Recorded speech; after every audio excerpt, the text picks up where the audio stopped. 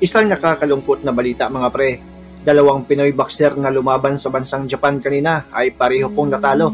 Ito ay sina Edward Hino alias El General na kalaban niya ang Hapon na si Toshiya Ishii. Nagtapos ang kanilang laban via 4th round TKO. At ang isang Pinoy naman ay si Prisco Carcosian na kalaban niya ang defending WBO Asia Pacific Light Flyweight Champion na si Katsuya Yasuda.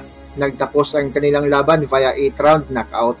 Panoorin po natin mga pre ang kunting highlights ng kanilang laban kanina na naganap sa Korakuen Hall, Tokyo, Japan. それほど攻撃の技術はそこに持ってないかもしれない、そんな話をするんですが、そこは光ってましたか。そうですね、特にこの右アッパー非常にいいですよね。はい、ここから日本国ではいいですよ。攻撃の幅が分厚いですよね。はい、フックアッパー、ストレート、みんな当ててますから。上位の選手多いですからね。ここからどのようなキャリアを進んでいくでしょう。じわりじわりと。効いた効いた。